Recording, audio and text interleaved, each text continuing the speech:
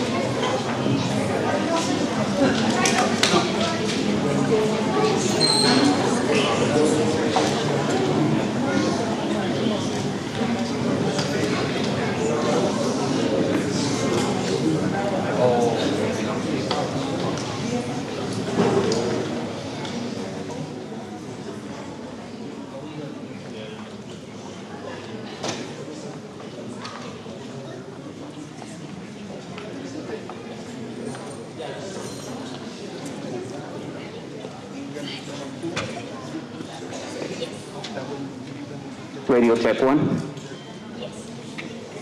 Radio check one.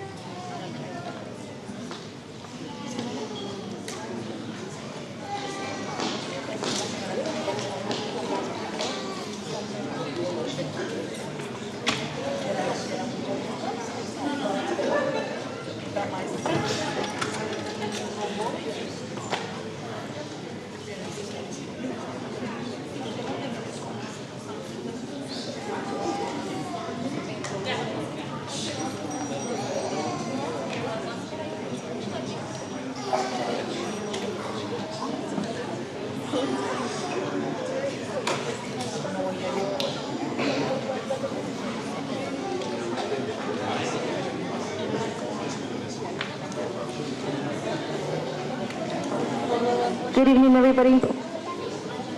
It's 5:01. I call this meeting to order.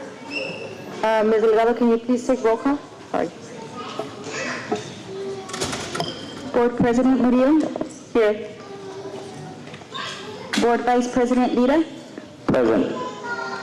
Board Secretary Rodriguez? Present. Board Member Flores? Present. Board Member Guerrero? Madam President, we have established quorum. Thank you. Madam President, board members, I'd like to welcome Principal Muela of Desert View Elementary.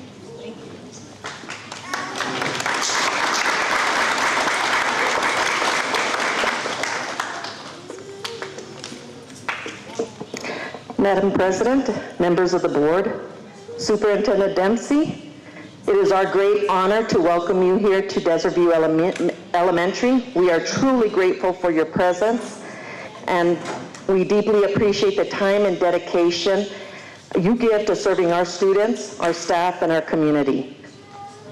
We would also like to extend our gratitude to Ms. Mauricio for coordinating our folklorico performance. Also, Ms. Rodriguez for preparing the Flag Girls, and to Emma Fernandez from Santa Teresa High School for contributing to today's program.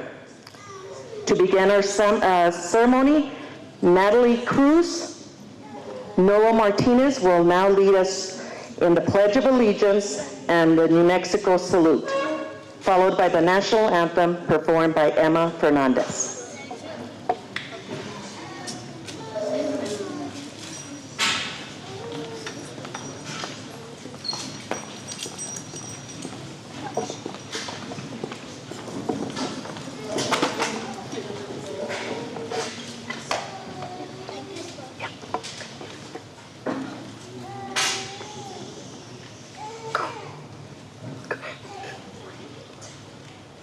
I pledge allegiance to the flag of the United States of America and to the republic for which it stands, one nation under God, indivisible, with liberty and justice for all. Now join us for our New Mexico salute. I salute the flag of the state of New Mexico, the Zia symbol of perfect friendship among united cultures.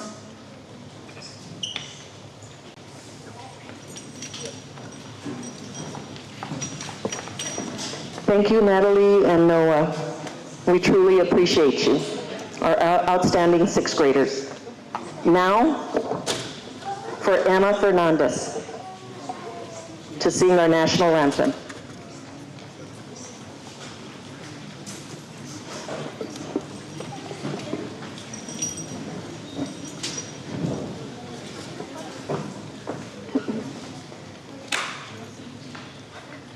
Oh, say, can you see by the dawn's early light what so proudly we hailed at the twilight's last gleaming, whose broad stripes and bright stars through the perilous fight o'er the ramparts we watched were so gallantly streaming, and rockets red glare, the bombs bursting in air, gave proof through the night that our flag was still there.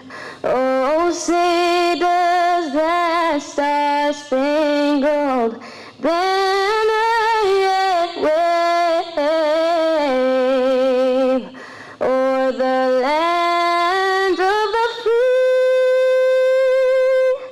and the home of the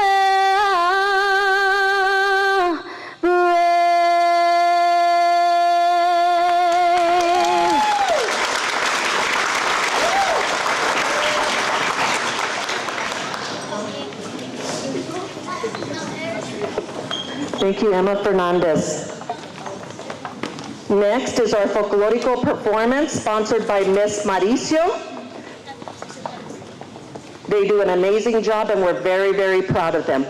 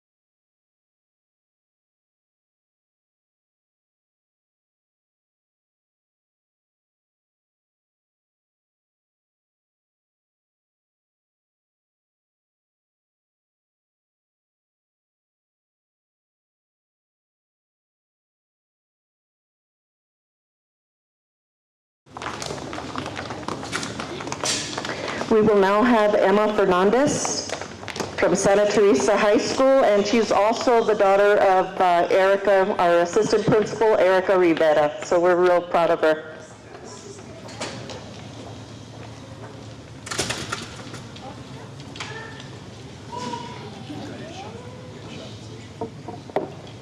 I just want to thank you guys for letting me sing for you today. This first song that I have is At Last by Etta James, and I hope you guys enjoy it.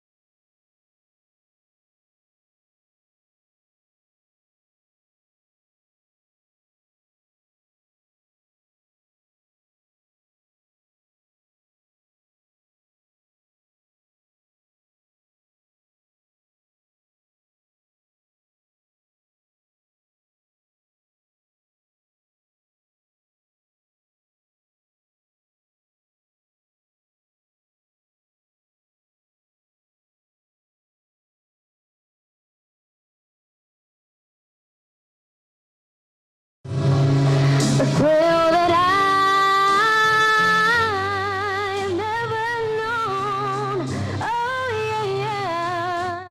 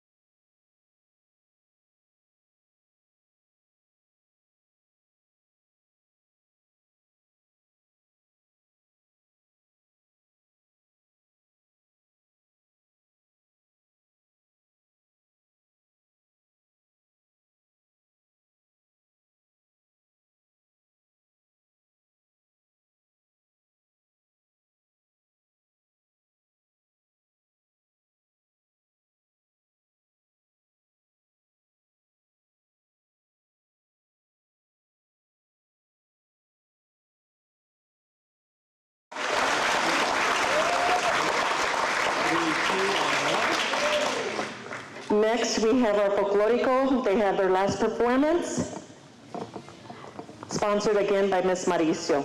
Thank you, Ms. Mauricio, for all your hard work and dedication to our students. And also at this time, I thank our wonderful parents for providing the support for our students here at Desert View Elementary.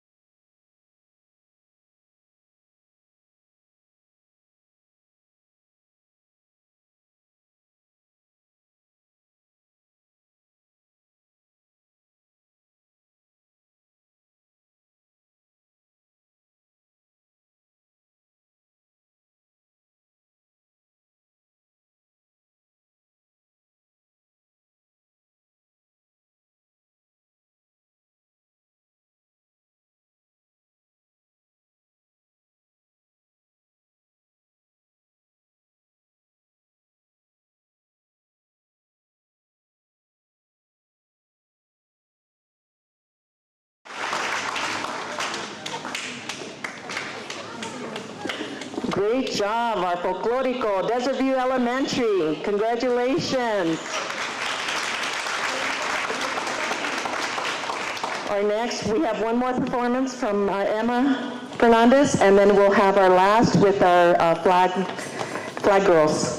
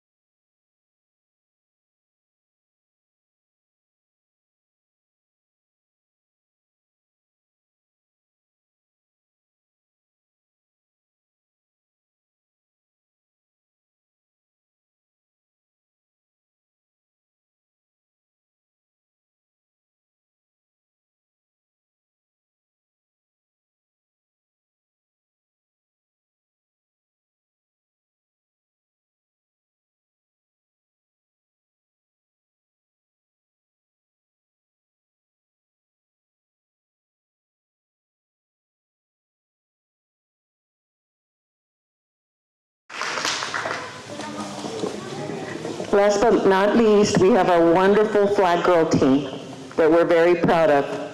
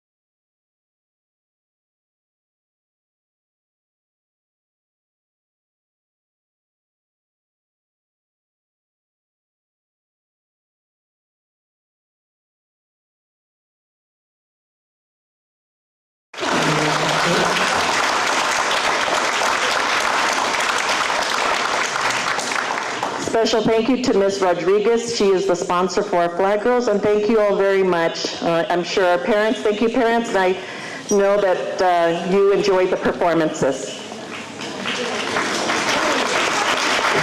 Thank you, Ms. Muela. Okay, moving on to Superintendent District Updates and Recommendations. Superintendent Dempsey. Madam President, board members, our first item is our parent communication. Mr. Carmona will present this item.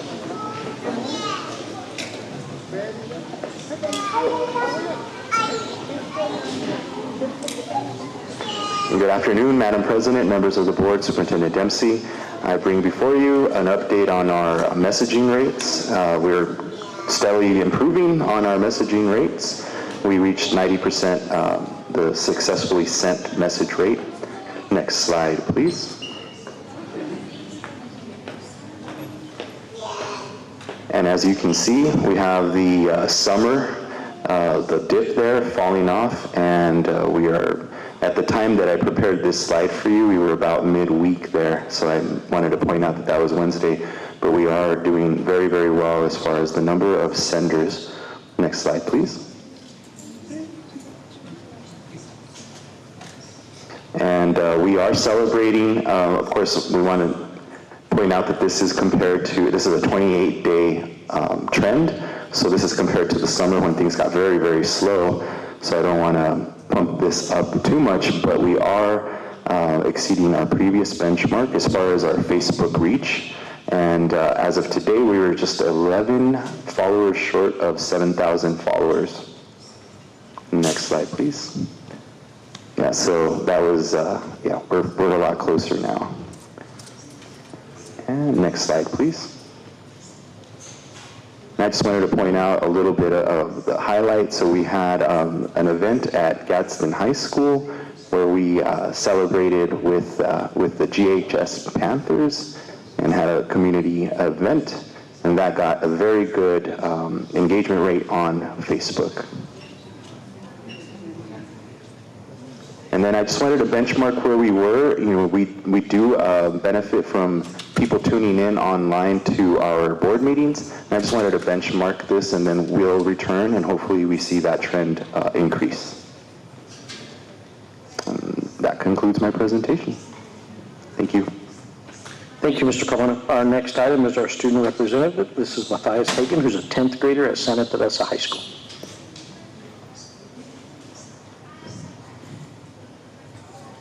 Good afternoon, Board President Murillo, Superintendent Dempsey, and board members. My name is Matthias Hagen. I am proud to serve as a sophomore representative of Santa Teresa High School. Thank you all for your time and dedication to our district. Today, I'd like to share some exciting updates and highlights from our school. First, a big thank you to all of you and Ms. Jessica Galena and her team for the fantastic renovation of our sports lockers. It was a much-needed project that was truly a positive impact for our athletes. We also want to thank her and Ms. Karen Nugez for the involvement of creating a spare turf field that has made practice schedules much easier for the band and 6 different teams, giving us more opportunities to train and compete. We are excited about a new tradition, the tailgate party.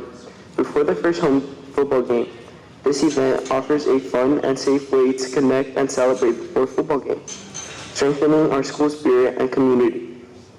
Lastly, congratulations to all of the students and staff for a strong start of the 2026 school year.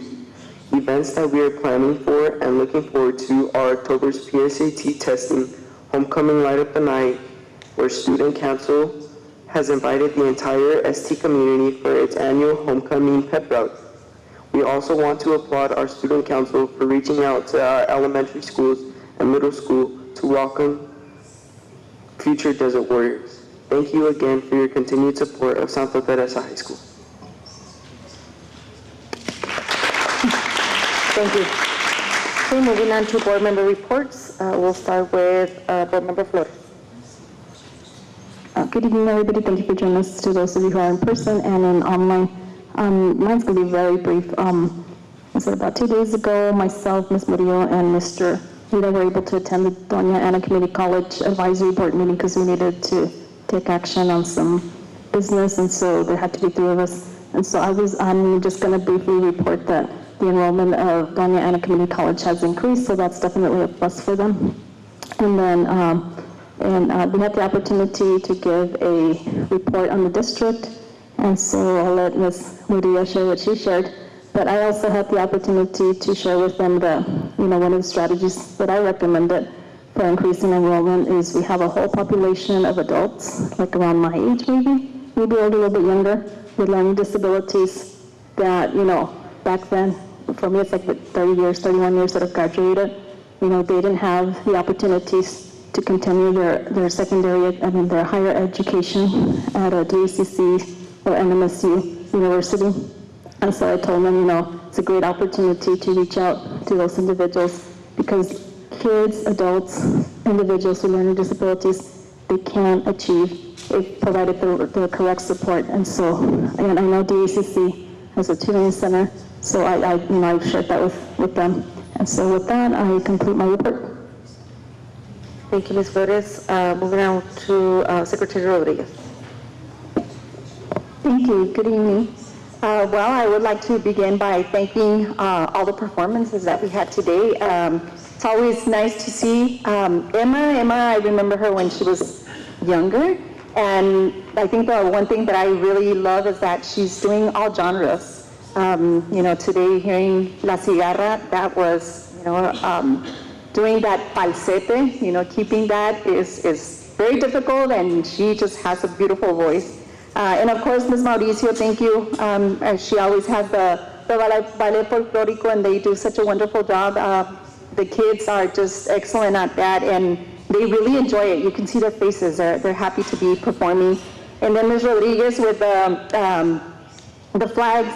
I think that's I like their attire. It was very creative, the way that they have it, right? It's beautiful. So thank you. And I want to say that I attended the beautification at North Valley Elementary, and that's something that is good for the community, and I think that the parents that were there were happy to be a part of that, doing the gardening and making sure, that looks beautiful for our kids, and then they can continue growing some herbs and some plants, some flowers. So it was fun. It was a nice thing to do.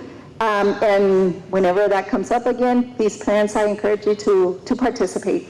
And then the last thing, don't forget to go whenever there's coffee with the superintendent and coffee with the principals, please attend, because that's how you're going to be informed of what's happening within either the district, and if it's the coffee with the principal, within your student's campus. So thank you.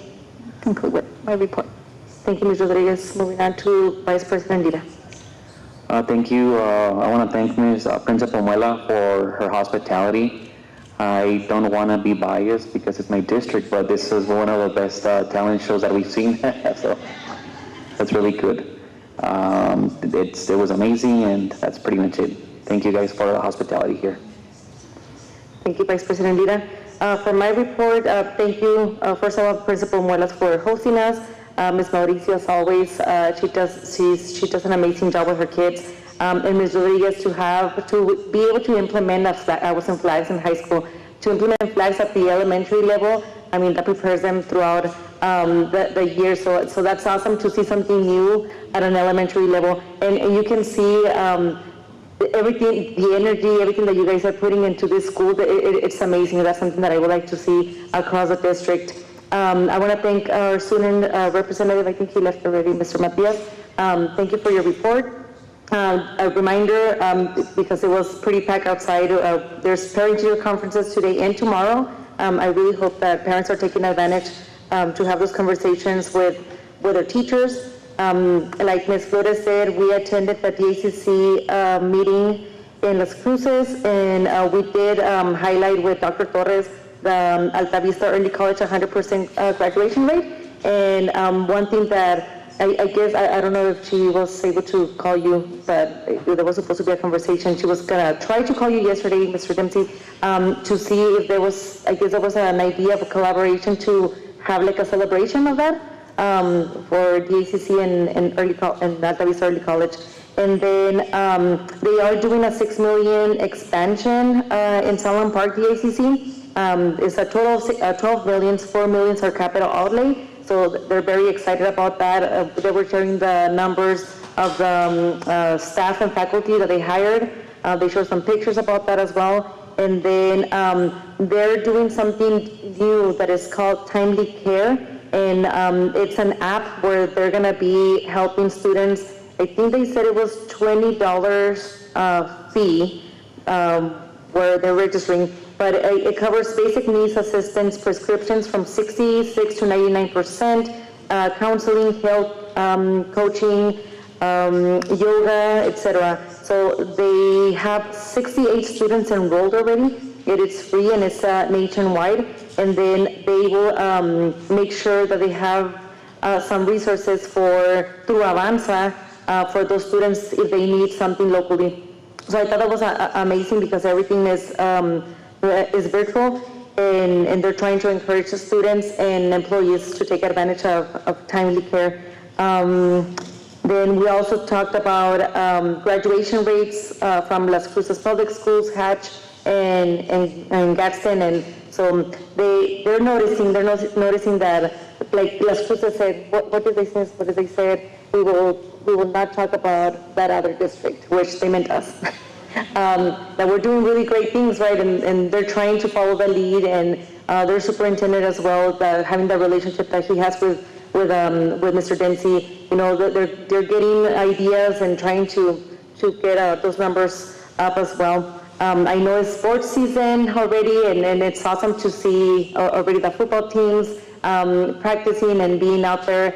I know there's some soccer events happening this weekend at NMSU campus in Las Cruces. So good luck to all those athletes out there. And with that, I conclude my report. Thank you. So moving on to Equity Council report. Superintendent Dempsey. Madam President, board members, Ms. Arizona will help us with this item.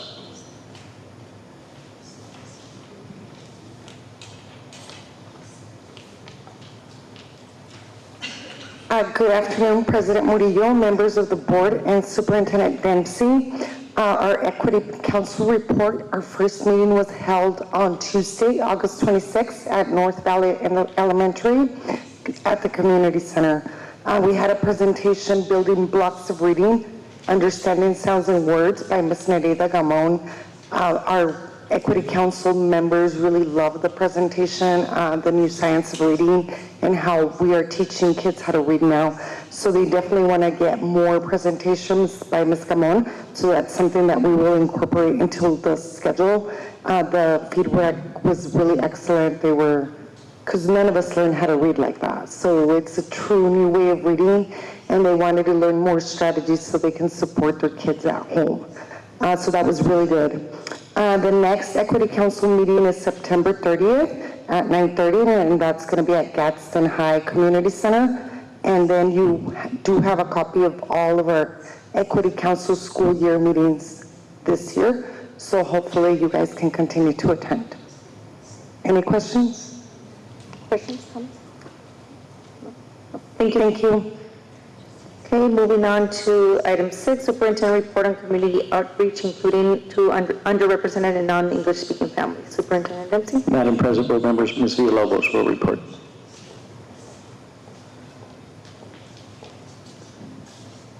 Good afternoon, Madam President, members of the board, Superintendent Dempsey.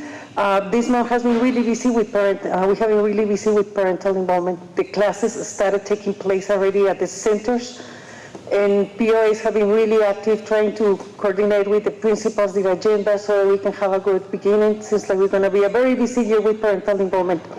One of the things we did is like parent ambassadors. We're working a lot, and we offer a class at the center supporting the parents on what to do today and tomorrow on parent-teacher conferences.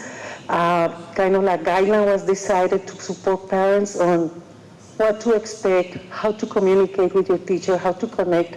So let's hope that we have a great, great involvement in these parent-teacher conferences. Thank you. Thank you. Okay, moving on. I don't see her here. Union President report to board? No, right? Okay. So moving on to Human Resources report, that is for public knowledge. Moving on to modification of the agenda, do I hear a motion? Madam President, I'd like to make a motion that we accept the agenda as is. Ms. Flores has made a motion. All in favor?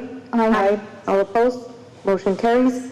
Moving on to item 10, regular school board minutes for August 14th, 2025. Do I hear a motion? Madam President, I'd like to make a motion that we accept the minutes as you had stated. Okay, Ms. Flores has made a motion to accept the minutes for August 14, 2025. All in favor?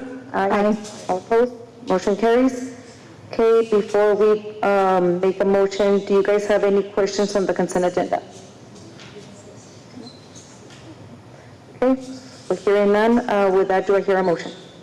Madam President, I'd like to make a motion to accept the consent agenda as is. Ms. Rodriguez has made a motion to accept the consent agenda as is. All in favor? Aye. All opposed? Motion carries. Okay, moving on to open forum. Ms. Ludo? Madam President, we have none. Okay, moving on to item 13, action items. A, policy advisories 265 through 269. Superintendent Dempsey. Okay, Madam President, board members. First of all, let me apologize. We initially reviewed these policies on the June 12th meeting, and that was the first reading. We came back, our next meeting, for some reason, they didn't get put back on the agenda. So I apologize. We can review them. If you feel as if you need a little bit more time, then you would, I think if you feel like that, you could table them, and then you could take some time to review them. There's nothing major in them that I see that is controversial, if you will. Let me just break them down here real quick. I'm sorry. Okay. 265, policy 265 is about emergencies. And if you'll recall, in statute, there was a change that we are required to have a cardians that we plan and train so that if something happens, we can respond. And our nursing department and principals are well into that. 266 has to do with instructional goals, but the key here is the science of reading, an earlier report with Equity Council, making sure that our staff is well educated on the best practices to teaching reading, and that includes the science of reading, there's a tremendous amount of research with that. New Mexico has pushed towards what they call structured literacy, which engulfs the science of reading. Policy 267, this has to do with cell phones, and within this you're going to see two alternatives. One is really a complete forbid of any form of a cell phone on a campus, and that's option 2. Option 1 is what we currently have, where we do not allow cell phones at our secondary schools during instructional time. Elementary, no cell phones. Middle school, it's very limited, but never, ever, ever during instructional time. And when I got to meet with district leadership this week, and those are our students. When I talked to them about, are we being consistent? What's it like at your school? How's this feel? Are you upset that you don't have your cell phone? That group was really good about saying, no, I really actually appreciate the fact that people are being very consistent. So the one thing that we have to keep in mind and remember is that if we're consistent on a rule with our students, then we can implement it fairly. If we get inconsistent, that's where we could have a problem. And so my recommendation is option 1, and that aligns with what's in the current handbook. It really says no phones during instructional time. I understand, especially at our secondary and middle schools, students say after school, they have activities and sports and all kinds of events, and we want them to be able to do that, and I understand that they need to be able to get hold of parents at that time. But during instructional time, we don't want any cell phones, and I think it's working right now. And hats off to our principals who seem to be doing a great job with that. Next has to do, this is another component of the cardiac emergency response plan, and this has to do with the defibrillators. And it requires those in our gymnasiums. So each gymnasium will be fitted with a defibrillator across the board. All of our secondaries meet that, and we're probably going to have to do some work at our elementary. And then the final one, which is 269, this has to do with some guidance that we want in our handbooks around water safety. And in New Mexico, it's kind of unique to think about. However, in our area, we're very close to the river and ditch banks, and those are places that can be very dangerous for our kids. And so we want to make sure that we're informing our parents of the options so the child can learn how to swim and then safely enjoy it. But always, I want to emphasize, ditch banks are not safe to be swimming in. So please, please, please, we want to emphasize to our students, that's not a safe place to be. That covers them all. I don't know if you have any questions. Any questions, comments? No? Okay, so with that, do I hear a motion? That is an action item. Madam President, I'd like to make a motion that we accept action item 13A, the policy advisories 265 through 269. Okay, Ms. Flores has made a motion. All in favor? Aye. Aye. All opposed? Motion carries. Okay, 13B, policy EEA, student transportation, second reading. Superintendent Dempsey. Madam President, board members, this particular policy is specific to student transportation. We reviewed it last meeting. This is our second reading. Mr. Snowdy, if you could pull that up real quick for me, I appreciate it. This really gets us a policy that unfortunately was something missing from our current policy manual, and gets us a clear policy on student transportation. I know there was a little bit of conversation at our last board meeting. I didn't receive any suggestions, and again, this is similar to if we just didn't have time to write something, if the board's uncomfortable, you could table the item, get me those suggestions, and I can try to work them in, or if you're comfortable, you can move forward. Any comments? No? Okay, so it is an action item, so with that, do I hear a motion? Madam President, I'd like to make a motion to accept action item 13B. Okay, Ms. Rodriguez has made a motion. All in favor? Aye. All opposed? Motion carries.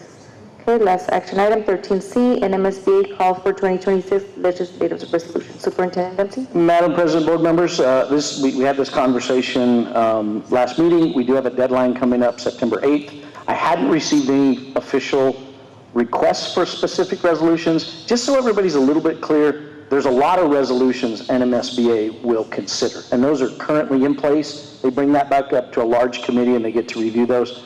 I just didn't know if there's anything new that this particular group wants at a state level. I know we have one item and we have it has to do with the road on McNutt. We'll give you a little bit of a briefing on that during our discussion.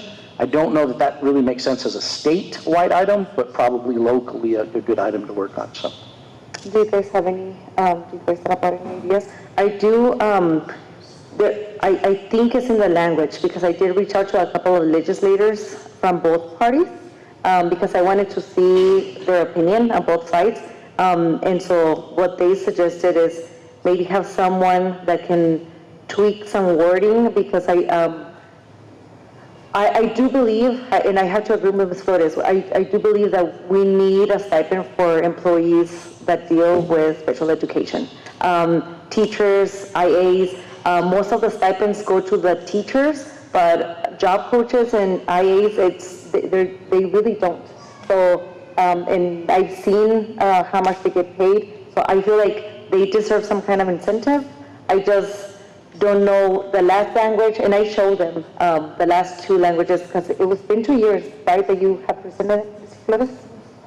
I don't recall, but I did write it, and at that time, it was struck down because my fellow colleagues said that it would not be fair to general education teachers. I made the argument, that what, if general ed wanted to be special ed, they would have done it.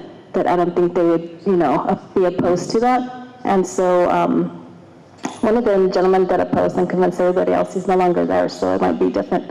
But I just had a question. You said coaches, instructional coaches, or who? In my opinion, because based on those conversations that I had with those legislators, they said that because we're being so specific, that's why they think it's not passing.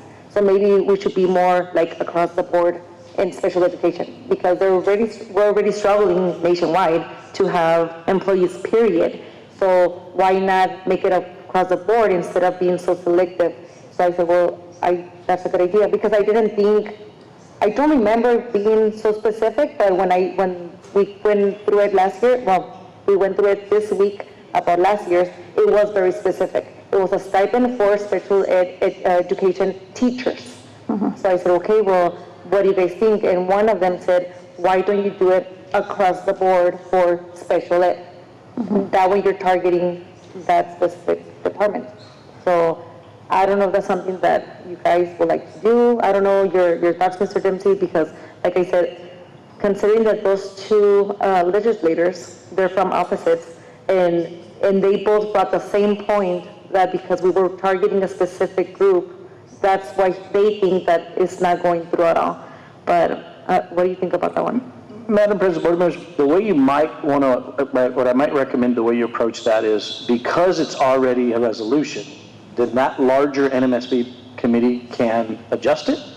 I might recommend let's get a copy of what currently is there, which sounds like you already have, and let's try to make those adjustments and run it through those legislators to get a feel of how they like it.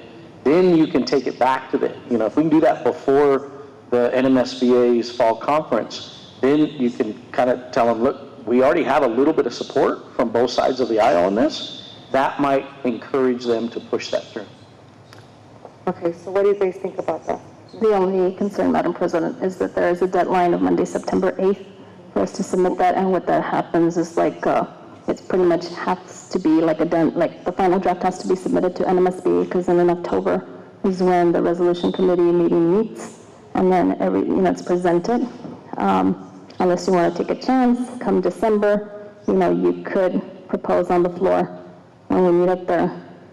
But if you want to play with the words, Well, I guess my question is, how do you guys feel about that? Do you guys have other ideas to bring us a resolution? Do you guys want to go for it again and then just really getting legislators on board before even, like Mr. Dempsey said, bring it up because are you still in that committee? So I did reach out to Joe Guillen, who's the executive director of NMSBA, and I asked if I still sat on it, because that was last year. He said he'd be reaching out to Pauline Jaramillo, the president of the NMSBA, because she's got the right to appoint. I haven't heard from him, but. Okay. So, do you guys have any other ones? The other one that I thought it was to bring more programs for special education students, not just in high school, but start them young in elementary. That I will need Ms. Rodriguez and your leadership team, sir, to brainstorm, because I went to Mexico to visit a school, and how they started preparing those, it was a specific group, it was children with Down syndrome, how they started preparing them from elementary, and then how the growth was in high school. It was just amazing. Some of them, they want to go to college, and some of them were they were taking college courses and going to high school. So I think that's amazing if they have the right support. But I don't know how that looks like.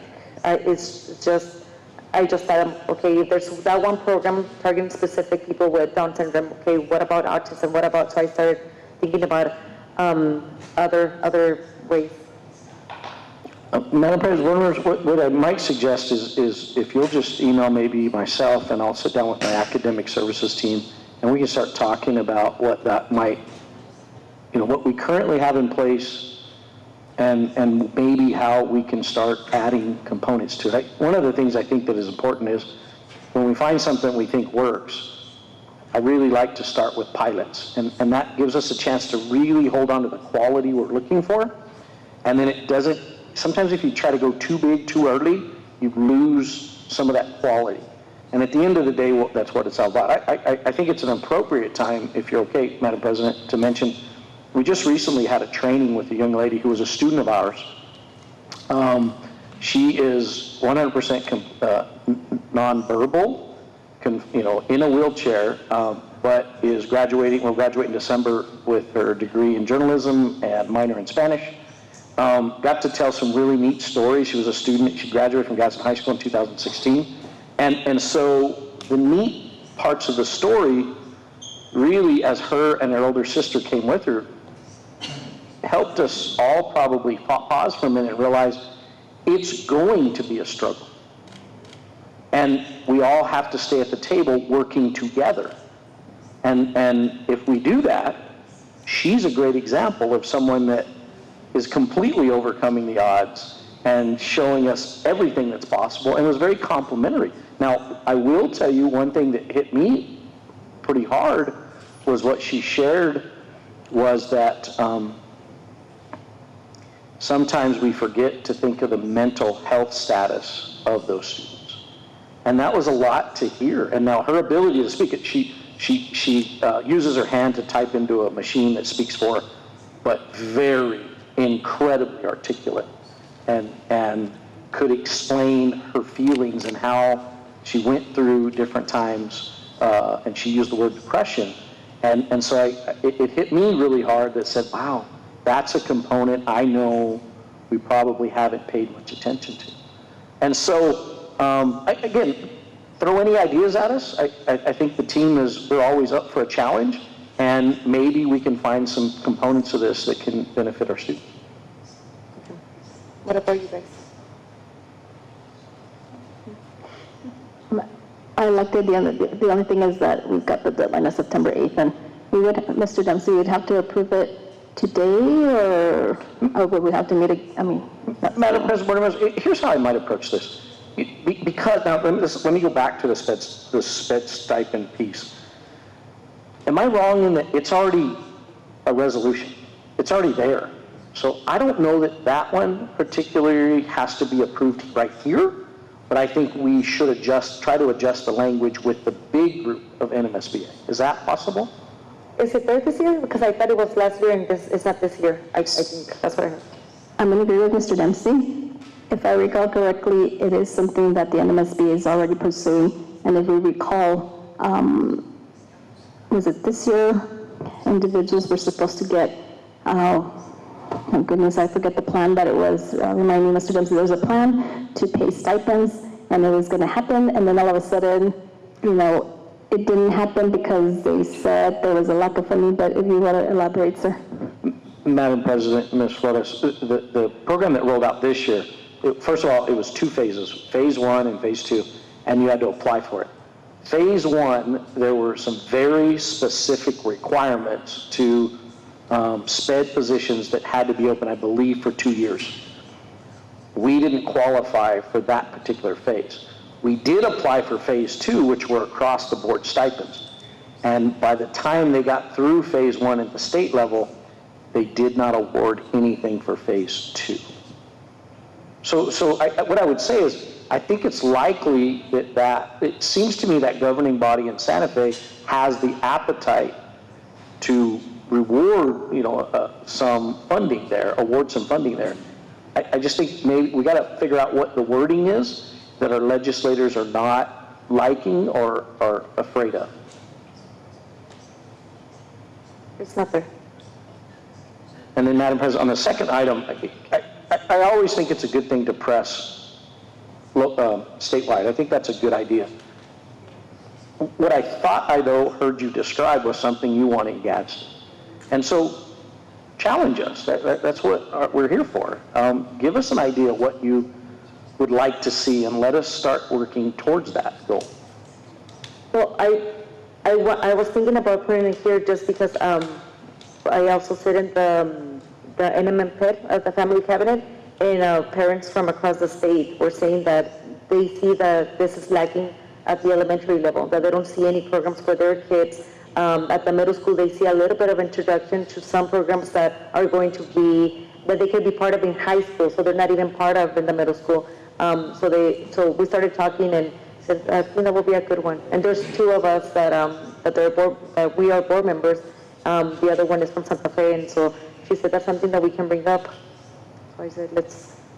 Madam President, what I'd say is if you got ideas, get those to us. Let our team start rolling through those and give us some ideas. But I'll go back to the young lady that presented. It was very emotional. Many of our staff worked with this young lady. And I would emphasize, if this young lady can make this happen, anybody can make this happen. And it takes a committed group of adults, family and school, to make it work. It took a lot, but it's definitely possible.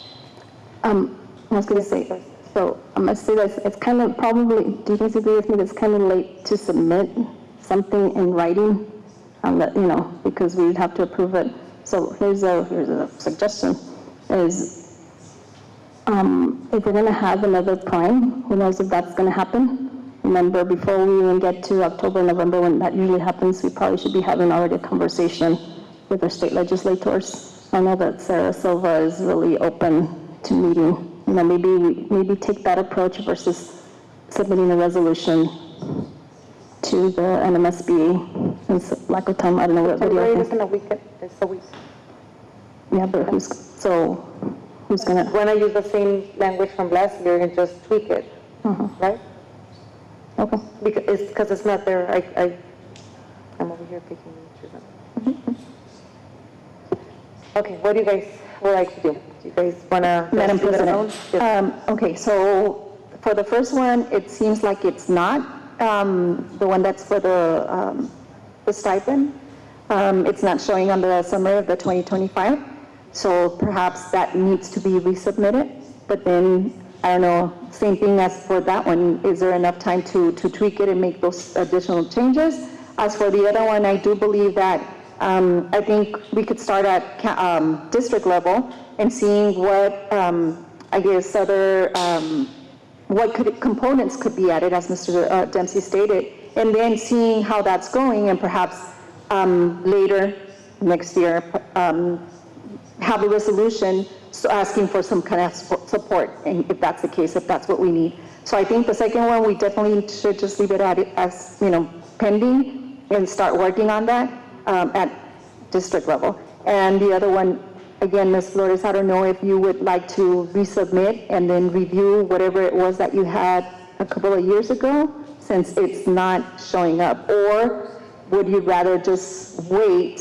and do the same for this one, you know, look into it further? May I ask where you're looking? It's under NMSBA, and then it has the resolutions. So look it up as under NMSBA resolutions, and it'll say summary of 2025, legislative resolution and final action. Okay. So in order to, if you would like me to tweak mine, I can work on it, the original one. The only concern is, do we need to have it approved, or should we say we approve it and I don't know, how does that work? Madam President, board members, I think with a resolution of that nature, because it's got to go through another governing board, if you will, I think the board could give Ms. Flores the authority to resubmit what she had done before with some adjusted language and try to work that through. I think I don't see a problem with that. I'm willing to do that, but I need help. I don't want to do it by myself. So, you know, I can do it, but, you know, maybe with you, Ms. Murillo, so that we can make the adjustments that are necessary. I can ask Mr. Vigan to send me the resolution that you submitted, and then that way we can have a copy, and then we can give it to Mr. Dempsey. So, and then I'll do my homework, because right now what I was doing is looking back. I don't delete anything. I hope I didn't delete it. So I was going to go look back in my emails from Jogi, and back in, it's around September where they send it. But I'd have to, actually, let me take that back. I'd have to like backtrack all my emails to find, because it would have been published and sent to all the resolution committee members the time that I wrote it. I don't think I have the copy, but I can do that. Or we can do that. Yes.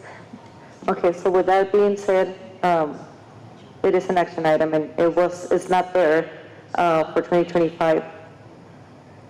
So, may I make a comment, Madam President? Once you and I work on it, revise it, is it okay, sir, to send it to you and our special education director to look it over? Madam President, that's exactly what I would recommend, is maybe if you can work on some language, Ms. Murillo, if you can provide what those legislatures shared as concerns, maybe we can tweak that language, let Ms. Flores integrate that in what she had submitted, get it to us, we'll try to do our best, and then we'll get it up. yes? Okay. Okay, sounds good. So with that, do I hear a motion? I'm going to attempt. Let's see. Okay, Madam President, I'm going to make a motion that for the 2026 Legislative Resolution Committee, we are going to submit a resolution where we are requesting that a stipend for special education, employees? Okay, and Ms. Arlene and myself will work on it with the understanding that we will send it to Mr. Dempsey and Ms. Rodriguez to receive feedback before Mr. Dempsey gets to send it to Joe Guillen and MSBA. Okay, all in favor? Aye. Aye. Okay, motion carries. Moving on to discussion item 14A, June 30th, 2025 year-end financial report. Superintendent Dempsey. Madam President, board members, Ms. Martinez will present this item. While Ms. Martinez is coming up, I believe the board had some specific questions as we closed out that year, and so I think Ms. Martinez would be happy to try to address those. I'm not aware what they are, and so she may need to come back to you if she can't find those immediately. Madam President, members of the board, I stand for any questions. So, if you guys recall the last meeting, I requested to put this as a discussion item for this one, because I was just going through it and I didn't have some time, so I wanted to actually do my homework and go through specifics. And so one of, I know Ms. Flores and Mr. Lira had some questions as well, but I wanted to start with, so on page, do you have it with you? I have Okay, a copy. so page 1, I saw, and in this, I guess it's clarification, I saw under salary expense, it's 1422, teacher special education gifted. So it says budget 26,632.32, and then it says adjustment 13,316, and then it goes to year to date, right? And then it says budget balance. Can you just explain like the budget and the adjustment? Okay, so what I can see, you're right, there's a budget of $26,000. There was an adjustment, which was probably brought to the board as a bar, and so it decreased our adjusted budget to $13,316, so it looks like it was cut in half, but then there was no expenditures for the gifted teachers, so there was a budget of 13, but there was no expenditures for the school year. Okay. And then, you guys tell me if you guys see something different, but I'll keep going and then until you guys don't, because I actually highlighted. Okay, the next one was on page 19, because I was going through them and there's a couple of them that says, well, this one is 55,813, employee travel, non-teachers, and then it says budget 17,000, adjustment 50,000, adjusted budget 67,000, and then current period is 1,000, and then year to date 3,000. I just wanted to see like the big amounts.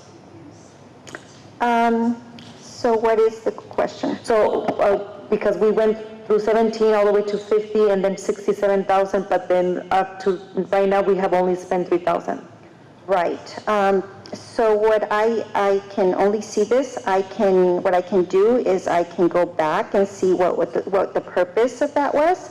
Obviously, we started with a budget of 17,000. There must have been a bar for that additional 50,000. I don't recall off the top of my head what that bar was for, and so I'm not sure what the reason was. The budget was allocated, but it was not spent. So I will follow up on this and get back to you. Okay. And then the next one was on page 21, 1113 through 1115. So it says administrative associates, and then admin assistants, and then associate superintendent. Who are those? Because it says salary expense, but it says central. Okay, I'm sorry, what page was that? 21. 21, and where was that? And that is 1113, 1114, and 1115. Okay, so you're talking about under function 25? Yes. Okay, so 1125, okay, so administrative associate. Let's see. So that would be, so under function 25, you have the central services, which is finance and human resources. So that would be staff and finance and human resources.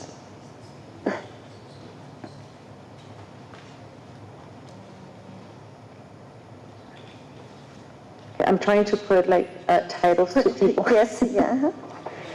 And then the other one, I think I have one more.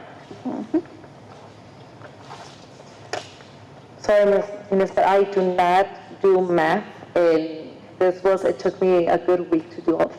Okay, so I saw several times, this is page 38, and then it's under 53, it's at the top, 2200, and then it's 53,330. So I see professional development, so it's 10,000, but I see that in different, that one says support services instruction. Okay, I'm sorry. I haven't found where you're At page 38 on the top. on the top, and it says what? Okay, so it's 22,000, 2,200, 53330? Yes. Okay, what about? Okay, so it says professional development, support services instruction. Who are they? So 22 is your athletics fund, and then it would be for, it would be support services instruction, so it would be possibly professional development to support instruction. And so there was a $10,000 budget, which was not spent. Right. But yes, your 22,000 fund is your athletic fund. Okay.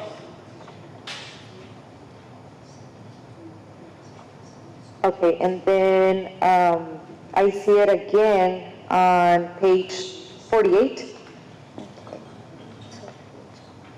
Okay, so what I'm going to point out is and I'm wondering if this is what you're asking, but if you're asking why you see the 53330 several times throughout the... No, well, it's not just that I see it several times. I'm just trying to understand, like at the first time, right, it said 10,500 and it was not spent. And then I see it again and that page, and it's the same number, everything's the same, but then it says now that year to date it was $5,000, but then now that it's different, it's 23,000, and then current period 2,000, and then year to date 5,000. So I was just trying, I'm like, I don't understand those parts. Okay, so and you're looking now at page 48, you said? Yes. 48, okay. So as you go through the report, there's different funds. Right. So we budget, in the budget you have funds, and then they're divided by different functions. And then after the functions, you have different object codes, right? And so as you're scrolling down, it goes from like your 11,000 to your 13,000 to your 22. So you have to look at the function, because professional development can happen with operational funds, it can happen with athletic funds. And so in page 48, we're looking at 48, you're looking at Title I funds. So the one you pointed out earlier on page 38 was being funded with athletic funds. So it was probably professional development related to athletics. But when you're referring to Fund 24101, then that would have been professional development funded with Title I. So Title I is 24,103. 24,103, no, I'm sorry. Oh, you said page 40. And 48 is, because everything is exactly the same except for the first couple of numbers. So in athletics, my understanding is 2230. Yes. So and then 24,103, that will be Title I? That is migrant fund. Oh, Title III, sorry. I'm sorry, say that again? Title III. Title 1C. Oh. You said migrant funds. Oh, Title I, I'm sorry. It says Migratory Children, Title I. Okay. Good. Now I'm getting it, because I'm like, okay, what does this mean? And I know, like, we've had those meetings, and then now I'm seeing it, I'm like, okay, some of them, they make sense, and then some of them, I'm like, I need just clarification so I can better understand this. Yeah, so as you scroll through the booklet, you see how the fund is changing, and then you could have the same object code under this, like for operational, you can have that same object code several times, but it might be under different functions. So if it's under, like, say, your 1,000 function, the 1,000 function is activities dealing with instruction between students and teachers. And so on there, you will see maybe the 53330, which is your professional development, but that's professional development like for teachers for the purpose of instruction. If you see it, say, I'm sorry, under operational function 2600, that has to do with possibly security or physical plant getting professional development. So it depends on the fund, the function, and then the object is. Right. So, because this is what I was trying to like pinpoint. So it says support services instruction, right? And then professional development, and then it has the same, in which, right, we were talking about that the last time.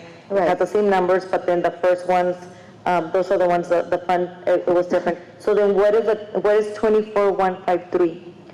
So if you start looking to 24153, if you look through, and let me take you to that page.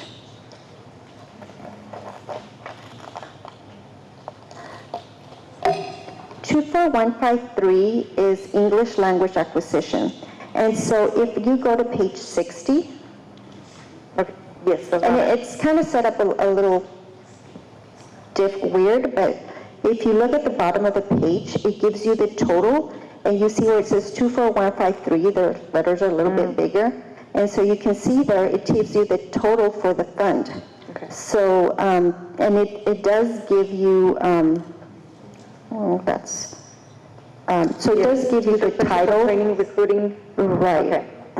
And you can, I mean, it gives you also the description for the object code.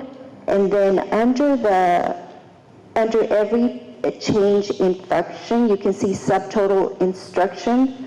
So you can see the total for the functions, for each function. So every time it changes a function, it gives you total.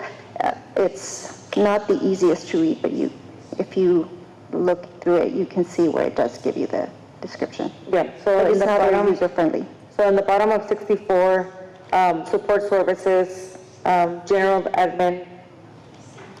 Sorry, where are you at? So 64, like now I'm trying to put together what you're saying.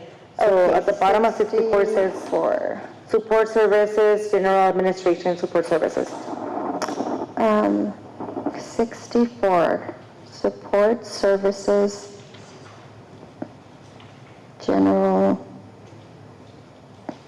where it has the subtotal, or, sorry? Yeah, well, because I saw, again, support services, now it says school administration, and then I see professional development, so now I'm like putting on the bottom, so that will be admin, like principals. So that's your total, so that 24154, you can see by function. You can see function 24, which is school administration, and you can see the subtotal there. Does that make sense? Yes. Okay, so that was it for me. Do you guys have any questions, Ms. Flores? Ms. Rodriguez, Ms. Rodriguez? I do. Go ahead. Okay, so, I have a list of questions, but I think I'll send them to you and Mr. Dempsey. But I guess, since being on the board, like going on 8 years, I've learned so much and realized that there's so much that I still don't know. And I appreciate your team, in answering those questions and whatnot. And so, I guess my question to you and Mr. Dempsey, to our district is, as board members, we do have the fiduciary right to ask, how, because we're the ones that approve the budget on a year-to-year basis. So it's just food for thought that I would really want to see our district doing this. So, first of all, let me give you some praises. Thank you, because you guys do an outstanding work. Your hard work does not go unnoticed. When you're doing audits, they're coming in the summer, you have to provide all the information, so thank you. Thank you for entertaining my questions, all of our questions. Thank you, Mr. Dempsey, because, we asked to, when we do the budget, that we do, community meetings where we're letting our community give input, so I appreciate that. I think our district, because I know our district is about always making improvements, right? So I think we're ready for the next step. And so for me, this is the next step. So I don't want to, so yes, I want accountability, but I don't want to like overwhelm you or your staff, Mr. Dempsey, and providing us and to get buried in like spreadsheets and stuff like that. I guess for me, the next thing would be if you could provide information to the board, you know, either in these kind of meetings or special meetings where you provide in manageable pieces, how are you tying the success of the money being spent, you know, with the outcome. And I know that you, throughout the year, maybe what I'm asking, I'm struggling here because I'm not sure if I'm relaying the message correctly, but I get it, you know, at the end of May, for example, that we show with DACC, you know, it was praised in the news and stuff like that, the increase of the graduation rate. That is exactly like one way how we're showing that we're being accountable for how we spend our money. But there's so many other areas that I know I can only speak for myself, but I'm curious how we're doing in those areas. For example, you know, I'm thinking not tons of spreadsheets, just maybe a one page or something where, I'll give you an example. Something like, you know, reading intervention programs funded at blank dollars led to a blank % increase in proficiency for whatever. Like that type of stuff. Does that make sense, Mr. Dempsey? Does that make sense to you, what I'm trying to communicate? I think so, yes. And the reason I'm asking is just for accountability's sake, because, you know, I'm constantly asked by constituents, well, you guys approve the budget, you know, you're making sure that it's going to the classroom and whatnot. So I think this is just one way to hold ourselves also accountable to the public and to give the public the opportunity to come and hear that presented in a page. I know that they sometimes are watching the recordings afterwards, right? So, yeah. Thank you. Madam President, board members, I think Ms. Martinez and I know there's components of this that are part of the strategic plan, the ed plan, and our 90-day plan. So I think we could, as a team, condense this down to something one page that does show at some level some of the things you're asking for. I don't think that's anything really difficult to do. I think we can bring that back to you and let you take a look at that. Thank you. You're welcome. Thank you so much. Thank you. Any questions, other questions, comments? No? Okay, moving on to discussion item 14B, special board meeting Tuesday, September 9, 2025 at 4:30. Superintendent Dempsey. Madam President, board members, this is just a reminder, we have a regular board meeting on Tuesday, September 9th at 5. We have a special board meeting for ed tech notes. Anytime you pass ed tech notes, you're required to have a special meeting to pass them. So it usually takes less than 10 or 15 minutes, but that is scheduled on Tuesday, September 9th at 4:30. I'm going to be at Q. That's the day I'm going to be gone, so I'm going to ask Mr. Rita if you can please be here and run the meeting, and if not, if Ms. Rodriguez can be here, but do know that we need a quorum. Okay. No, I'm asking about that one. Oh, yeah. Okay. Okay. Any other questions, comments? No? Sounds good. Moving on to 14C, GISD Financial Outlook Right Sizing Plan. Superintendent Dempsey. Madam President, board members, Mr. Ellison's going to take charge here in just a minute. And what I really would ask you to what we're trying to accomplish here, I think we're all aware that we're dealing with a declining enrollment. For the last 14 years, we've seen a little bit of a decline in Gadsden. I do believe, now what's been interesting, I want you to process this with me a little bit, and it's been really nice as a superintendent that I could be in a declining enrollment, so I'm having fewer students every year, but I'm getting a bigger budget. So that's been nice, right? If I'm being honest, that's been a nice, I'm kind of living in Beverly Hills. I'm going to suggest there's a breaking point to that. And I never, ever, ever want to set a school district up to fail. And I have a little bit of fear in New Mexico that we're coming to that point. I think we're about 2 or 3 years away from it.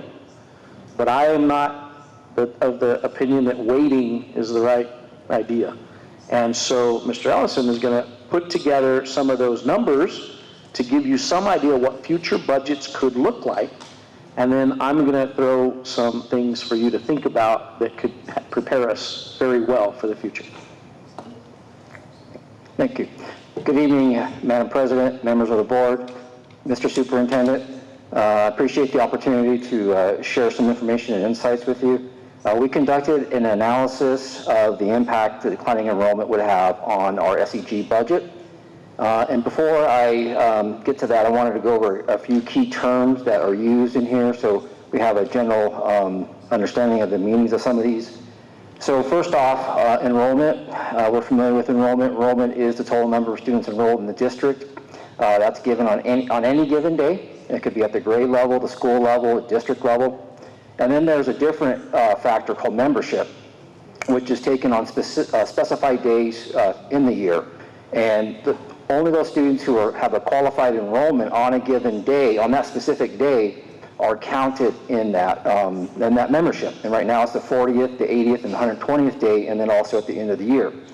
The main difference between, besides being any given day versus specified days, the main difference between enrollment and membership has to do with pre-K.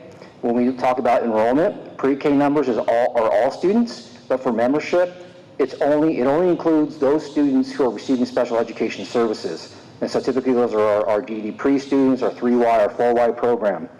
And then the average membership is what's used to calculate the SEG, which is the average of the 80th day and the 120th day. And then the State Equalization Guarantee, or SEG as we refer to it, that's the main distribution from the public school fund that districts receive in New Mexico. And with that, it's calculated on the 910B5 from the Public Education Department, and the amount of the distribution has two components in there. It's the program units that are calculated on each program element, and then multiplied by the unit value, which does give you the program cost. And then so what is a program unit? Well, a program unit is that specific program elements resulting of the calculation where they take a specific part of the membership, whether it's the whole membership or a subgroup of the membership, whether it's special education students or bilingual education students, and then there's a factor in there that they multiply it by. There's different factors, multipliers, cost differentials, and that results in a program unit. And then the program cost is a result of taking each of those program units and multiplying it by the unit value. And so when we talk about the SEG distribution, there's a calculation on each program element, and then the unit value that's given is a dollar value established each year for each of those program units. And that varies depending on the legislative funding put into the school or the public education or public school fund. And so those are the components, and sometimes we refer to average membership as average MEM, membership as MEM, and so you'll see those in State Equalization Guarantee as SEG, as you'll see those in this analysis. And so the first thing we did in looking at this analysis is we laid out the average membership over the last 7 years. And so you can see here, starting in 2019 as the base year, each year after there's a steady decline in enrollment. And so as we look at this, we look at the declining in enrollment over those 7 years, again 2019 being the base year. And then we looked at this as a pattern to see, could we use this as a method to forecast what we might think that the enrollment or the membership would be to do an analysis. And so this is a very tight, and you see the dotted line, that's the trend line. And it's very tight to the slope of the line. And there's really only 1 year where there's an outlier, and you can see that in 2023, but it's still very close to the line. And so this is a very consistent pattern that we've been seeing over the last 7 years. And so you'll see in the highlighted area in the purple, that is the forecast area. And so the highlight area are the upper and lower bounds, and we use the 99th percentile to make it as tight as possible, or as accurate as possible. And so when we use the previous years and we forecast it out to 2026, what that membership might look like, this is what we get. In that little box that you probably can't see, I don't know if you're looking at your monitors, but from where you're at, the upper bound was 11,326.4. The lower bound was 11,003.7. And I want you to take a note of that lower bound because our membership estimate, you'll see it's very close to that lower bound. And so we use this as a gauge when we estimate membership. Is the membership that we're estimating, is it reasonable? So we did a calculation and took a look at this and said this is kind of a gauge or an estimate that we think it should, the range that it should fall in. Next slide. So the next thing we did is we looked at it. So given 2019 was a base year, we took it over the last 6 years and we looked at the change or the decrease in enrollment each year. And so the gray box on the right is the total decline over that 6-year period from 2019. And so that was a total of a decline of 1,768.5 units of membership or students enrolled. And so in each red box is the year-over-year decline. And so you can see in 2020, which again 2019 being the base year, so we have 6 years of decline that we can take a look at. It was pretty large, and then it started declining, and then it started picking up again in 2024. So for the last 2 years, we've seen around 3.15% decline in our average enrollment. And that's a significant number to take a look at, because when we do when we look at the average or the estimated membership, that number is going to stick out as well. Okay, next slide. And so here's the estimated membership. So, and we use that last chart also as another gauge to determine the reasonableness of the estimate. And so what we did here is we laid out last year, beginning of the year, internal enrollment count. And that was taken on 8/9/2024. And then we adjusted the pre-K number to make sure we're only including a good number for special ed students receiving special education services. So we took the number from the 40th day and substituted it in there because those days are pretty close in timeline. And so you can see we last year in August 9th, we had 11,366. And then the next column in the gray, and it's all listed out by grade. The next column in the gray is the 40th day, which occurs in October. And so we looked at that, and then the first highlighted in blue column is a variance that shows the changes between the initial beginning of the year to the 40th day. And we're doing this to see if there's any significant changes between the beginning of the year and the first count day. And there was only a 11 student difference, about 0.10%, so no significant changes. And then we put in the average of the 80th and 120 day in the next grade column after the first one highlighted in blue. This is what was used on the initial SEG that the board approved earlier in the year, which is the budget we're currently working on. And so then we looked at that and said, okay, is there a significant change between the average of the 80th and 120th day to the 40th day? And again, there wasn't a significant difference. I think it was a decrease of 25.5 students, or about 0.2% decline. So that gives us a pretty good confidence that the numbers at the beginning of the year held constant through the year last year. And then when we looked at this year's numbers, which was an internal count taken on August 12th, that was giving us a good reasonableness or good confidence that those are reasonable estimates to use in an analysis. And so those numbers came out to 11,002.5, just slightly below that lower bound of that forecast that we did. So that's also giving us a pretty good indication that these numbers are reasonable. And so when we look at this, that does compare or does show a steady decline, but what we're doing here is now we can use these numbers in an analysis to do the kind of a what-if scenario. So next slide. So before we do a what-if analysis, and what-if is saying, okay, and that's actually a what-if is actually a technical term that we use in accounting. It's what if this happened, what would the outcome be? And so when we did the what-if analysis, what we're doing is, the purpose of this is to look at the declining enrollment and determining what the impact would be in current dollars. So we want to look today in current dollars, not what might be next year in the spring, but today. If we were to take the average enrollment or the average membership out of the SEG calculation and substitute it with the estimate that we currently have for the current school year, what would be the result?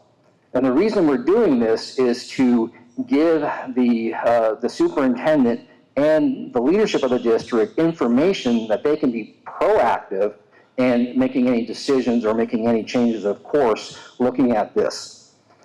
And so the little chart at the bottom, those are the key rates that we're using from the initial SEG. These rates here that are listed here, the teacher cost index, rural population at risk, ELL, unit value, those ones vary each year based on the information that the district submits during the year. All the other rates used in the SEG calculation of 910B5 are set in state statute. And so these are the ones that vary each year. So we're using the current calculation, all the rates there, and what we're really doing is we're just substituting the enrollment with the average from last year with the current estimate. Next slide. And so this is the result of that what-if analysis. And so the first set of two columns is our initial SEG. The second two are the what-if, and the last two are the variance. So that first, what's listed on the left, those are all the different program elements in the SEG. The first group that are not highlighted, those are the ones that we targeted in this analysis. That's our adjusted membership, our base membership, our elementary fine arts, our rural population, the growth, the at-risk, and the English language learners. We held constant the second group, which is they use a subgroup of the main membership, but we don't have enough information to project those out, so it's reasonable just to hold those numbers constant and then look at the ones that are really going to have the impact based on the change in enrollment. And the last group in gray are elements that don't apply to Gadsden. And so when we did the initial SEG on the budget, the total SEG was $179,507,778.90. Okay. When we did the what-if analysis, what we end up getting on the SEG is $173,514,721. That's a decrease of $5.9 million. Close enough to just round it off to $6 million. So in current dollars, our decrease in enrollment from last year to this year is decreasing funding by $6 million. And so now there's a lot of other factors that happen in the year. And this goes back to the point that Mr. Dempsey was making earlier. We've been seeing declining enrollment, but our SEG has been going up. That's because our SEG is going up because of other factors. When they change the unit value, they change multipliers, but it's not going up as much as it should have gone up if our enrollment wasn't declining. So it's a hidden problem. It's hidden, it's masked by seeing the total number go up, but it's not going up as much as it should have gone up if our enrollment didn't decline. So the last thing I want to do is take that $6 million and then kind of relate that into a term. So what does that mean? So translate this into positions. What does $6 million mean in positions? And so when we look at this, we look at the average salary in the district. And we really only looked at the operational fund or the 11,000 fund because that's what the SEG funds. So we looked at all of the field positions, and then we took the average of all the salary schedules for each of those positions. And then we applied our per dollar average rate of tax and benefits, which is a rate that we use for budgeting, which is about a little over 41%. And so when we do that, we get an average salary plus the per dollar average rate of tax and benefits, about $88,000. And so when you take the $88,000 and you divide it into 6 million, that comes out to about 68 positions. So 6 million on average is equal to 68 positions. And so that just kind of puts it into more real terms that we can kind of understand what that impact would be. And so, so that's kind of the analysis that we did, and to give the information there. And I know Mr. Superintendent Dempsey will have some additional comments, but at this point, I would stand for any questions on the analysis.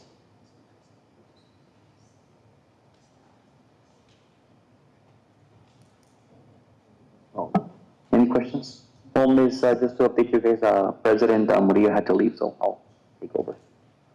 Any questions regarding this? Not at the time. Let me, I guess, let Mr. Dempsey finish the presentation, and then, yes, I'll have questions. Mr. Vice President, board members, it's a lot to take in, and thank you, Mr. Ellison, for that presentation.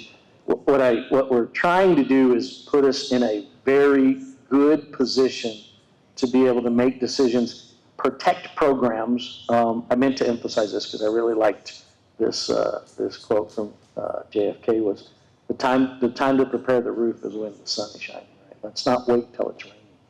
Mr. Snowdy, there is a link on the very bottom, saving opportunity. So this is a pretty aggressive approach, but if you know me, when I think I know where the finish line is, I'm going to race towards it. Okay. So currently, I want you to be aware this is ongoing right now, and you're probably likely as board members going to hear about some of it. Is as we open school, we've seen some numbers in schools jump in certain grade levels and some decline. And because of the knowledge we have, instead of hiring positions where numbers maybe have climbed, we're moving individuals from schools where their numbers have not increased, okay? And that is, it at some level is a little bit difficult. I salute Ms. Burciaga and her team for the work they do, because they have to sit with those employees, and it could be an employee that, you know, has been a kindergarten teacher for a few years and is very comfortable there, and now we're asking them to go be a second grade teacher at a different campus, and that's not easy. If I'm being honest, it gets emotional. I love that our teachers are so tied to our kids that they're emotional about it. I think that's a good sign, but it also, you know, at the end of the day, I've got to balance this thing, and I've got to make it financially work. We are guided in practices to do that with the CBA. It tells us how we do transfers, and then there's policy as well. That is happening right now. There probably would be about 15 or 20 employees that from teachers to instructional assistants that have been or will be moved to a different campus. Now, the good news is they still have a job. And that's really my effort and work, and my charge to Ms. Burciaga is, yes, Ms. Burciaga, you have to bring this individual in and probably give them some news they're not thrilled about, but it protects their position and they continue to be an employee. And so, you know, with the number of schools we have, it takes a little bit of shuffling and a little bit of time, and we don't want to move somebody unless we have to. So those things are happening right now. And what I'll suggest is they're going to continue likely, mostly at the elementary, because it's easier to see where you have overloads at the elementary. At the secondary level, it's not that you can't see where the overloads are, but it's really difficult in a secondary master schedule to pull an instructor out, because you have groups of kids assigned to them, and you got to put those groups, reassign them somewhere else. It takes a lot. And so what I have done there is we are working with a consultant who we've asked to build the next 3 years of master schedules for our secondary schools. And they'll help us identify, hey, Mr. Dempsey, you're over in these departments, and you can start making some tweaks and adjustments. We may be able to make some adjustments as early as December in those master schedules without affecting graduation, requirements and things of that nature. So we're a little careful at secondary, but those things are ongoing, so we're already working on that. I would suggest, and really there's not a savings to this one. Mr. Sonny, can you scroll up just a little bit? There's really not a savings because if you, and I think we all get that we're going through the construction projects at Gadsden Middle School. That's really, we've already moved all of our students, all our elementary age students to, they're housed right now at Loma Linda. And I would suggest it's done. That's officially, and again, this is a discussion item. I'm not asking for action at this point. Let's make it official. Combine Loma Linda and Anthony. It will be eventually housed at Anthony Elementary. Plenty of room, plenty of space. It's really already done at some level. They are currently, though, most at Loma Linda. So then we would make that move. The next two are a little aggressive, so I hope I don't upset anybody tonight. But I've seen this in a couple districts, and one of the things that can be effective is to try to size down your staff. And those, many times, people eligible for retirement, they're the most expensive ones anyway. And so my suggestion, let's offer a one-time financial incentive for people that want to retire. Now, we would want that information very early in this process, because if we have it in early, let's say we have all that information in December or January, now we know this number of individuals is not returning. And then we can plan accordingly. And you probably then begin next year with far fewer movements in August. In fact, it's possible that you've been hiring, right? Because you might have enough people take you up on that opportunity. Now, keep in mind, they still are eligible for return to work opportunities and things of that nature. So if they're fabulous, they sit 90 days, they apply for a position, and if they're terrific, we bring them right back. And, that's no more expense to us, if you will. Now, the expense would be the one-time financial incentive, and it would be a one-time expenditure. We haven't set on a number, but, we've thrown some numbers out there to take a look at it. And then the next one would be, because of the current numbers, and remember, when Gadsden Middle School finishes, all sixth graders will come off those campuses, okay? And I would strongly recommend the board to consider the consolidation of Benino Elementary. You have 3 schools really close. Well, you have Gadsden Elementary really close. Bravo's close. Here's something I want you to watch for and consider. North Valley's kind of an outlier on me right now. They're just a little bit further out. And I really think it's very important to pull some of those Benino kids back into North Valley. Because when these schools were built for about 550, all of them. When you pull 6th graders off, Benino's going to drop significantly under 300. They're barely at 300 right now. And you pull 6th graders off North Valley, and you're going to drop into 220, 230, somewhere in that range. And so we want to be ahead of that game a little bit, is what I'm suggesting. It's a lot to process. I'd love your input on these, and then definitely come back and let's have more conversations. I think it's important to also take a look at the current enrollment in each one. I knew that you would get a lot of numbers tonight, so I didn't want to throw another chart at you. But next go around, I'd like to, if it's okay, to have it as a discussion item, and let's start looking at the numbers.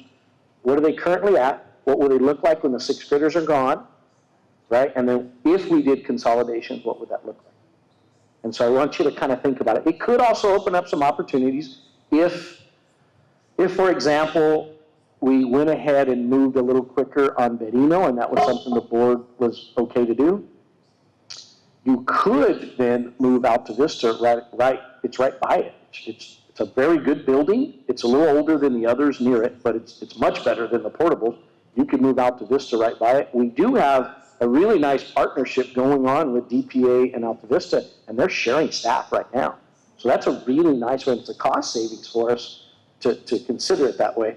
You then could, if you did the consolidation, made it formal with Anthony Elementary, Loma Linda eventually would be vacant, and you could then probably, you might consider moving what is our current pre-K, which is pretty, that's a pretty old area there, you could move that Anthony Pre-K up to Loma Linda. Here's the one thing about Loma Linda that's just, there's no way for me to get around this right now. The traffic in those little tight roads is just, it's tough. And so you want to, in my opinion, you want to put the least amount of traffic you can at Loma Linda, because it is just pick up and drop off are just a struggle. And sometimes people get a little frustrated, a little antsy, and we just don't want to take a chance on somebody getting hurt. So I would recommend probably, I talked about maybe putting Alta Vista there, which wouldn't be a terrible idea, but I think you could move a little quicker, because here's the thing I also want you to process. When Gadsden Middle School gets done, everyone's going to want in. And you don't probably want these other moving pieces when you're trying to get 6th, 7th, and 8th graders in a brand new building. That would be a lot to try to tackle. You might consider thinking about, let's try to do some stuff as early as this coming summer, and then we're a little ahead of that game. Now, knock on wood, Gadsden Middle School is going well. I still hear that we're ahead of deadlines, or we're a little ahead of the game, but this is the point of a construction project that any given thing can slow us down, because we're installing. So, if one little component that we have to wait on can slow us down. So just keep in mind that we are really in a good place in terms of that project, but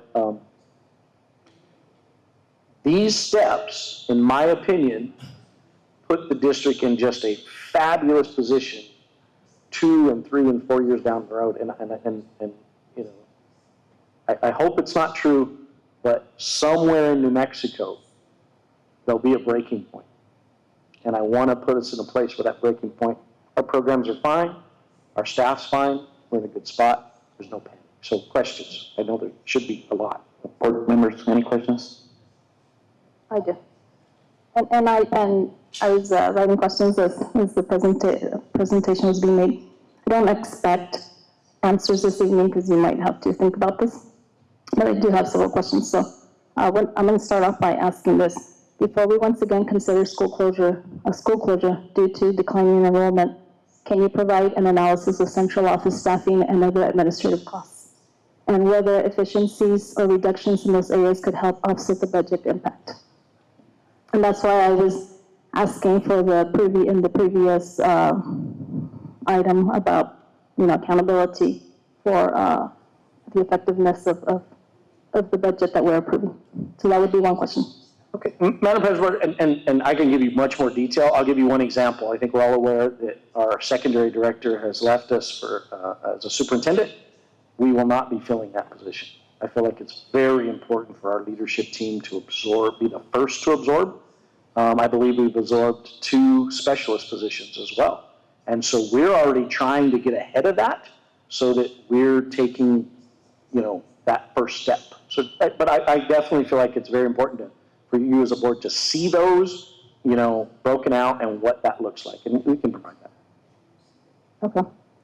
And, I'm not suggesting that trimming down, I'm going to say the fat up there, is the ultimate solution. I think we need to take a balanced approach, but definitely I need to look at that and maybe consider it.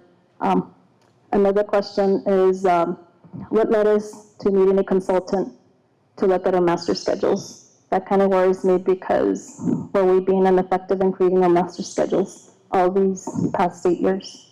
Madam President, no, not at all. We have very good schedulers, but if I'm being really honest, very few of us have the time to sit down and build 3 master schedules for 6, 8 schools.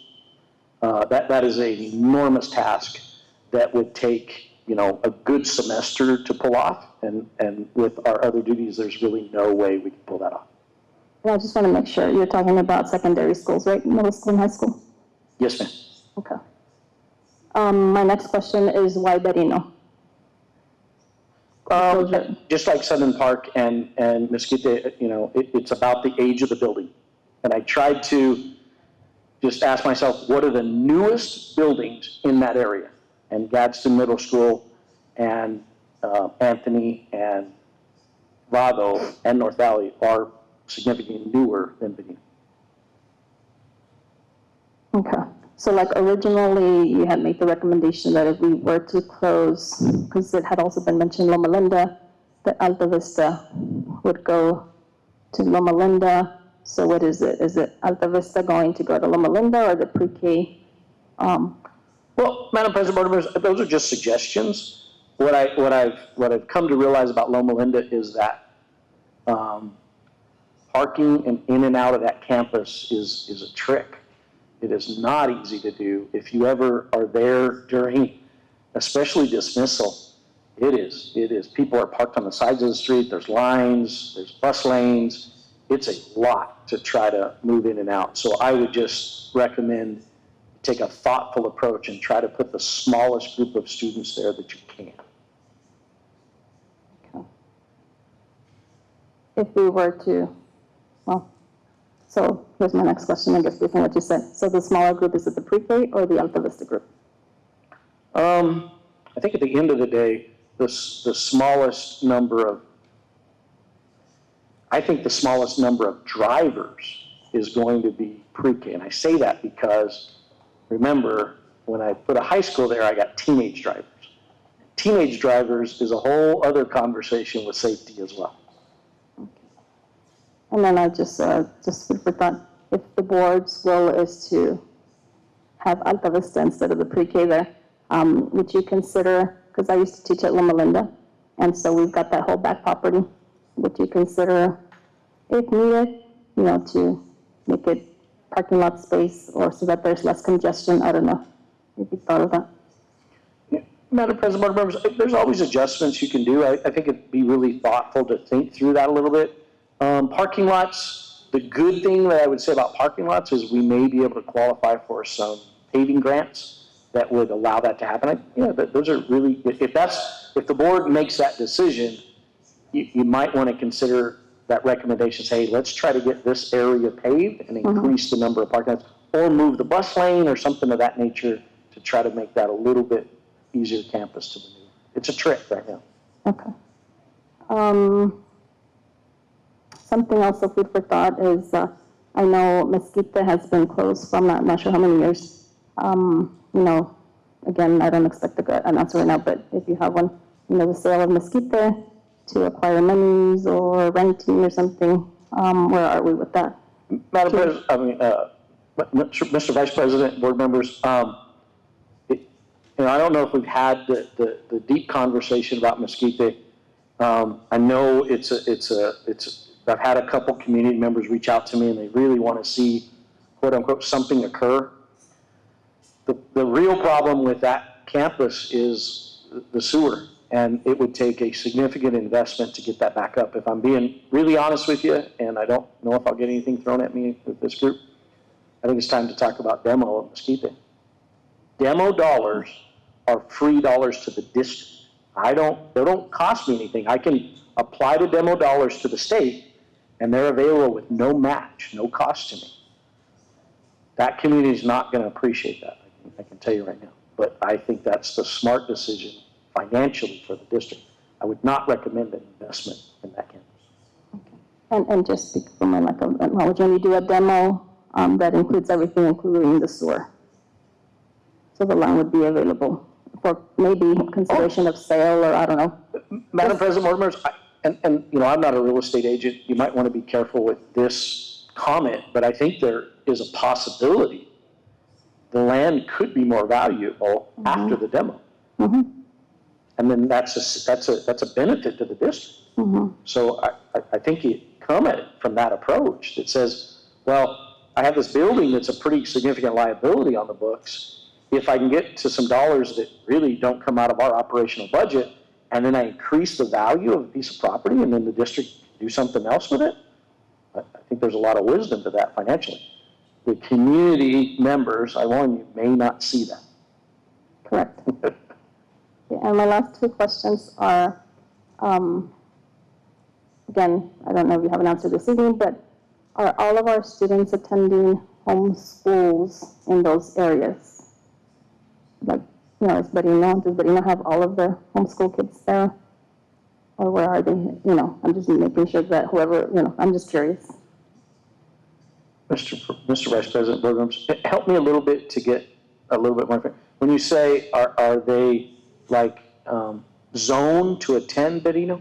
Yeah, I guess my question is, are all students that reside in the area of attendance for Berino attending that school, or are they in other schools, and why? Ms. Flores, I think I can include that on our chart next meeting to try to get a feel for how many in-district transfers we have. We're really easy on in-district transfers, I'm being honest. It's very easy for a family that says, well, for whatever reason, my home school is, let's use a different, my home school is Desert View, but because I want dual language, I want to go to Riverside. That's almost always approved, okay? Very rarely does that get declined. So I can give you a breakout in these of how many in-district transfers we have, and then keep in mind, we have out-of-district transfers. I just signed 3 out-of-district transfers, students that are attended. These ones were high school students. We also have individuals that live in our district that I sign another district's out-of-district transfer. So it's really 6 of one, half a dozen of the other, but I can break down those in-district transfers for you for each campus. We can do that. Okay, and I actually came up with 3 more questions. A long time ago, there was talks of rebranding our district. Under the leadership of the current superintendent of Dempsey, Mr. Waldman. And so I don't think that ever happened. So I guess one of my suggestions is, could we do a campaign to rebrand ourselves, to try to recruit, and if we're willing to take outside,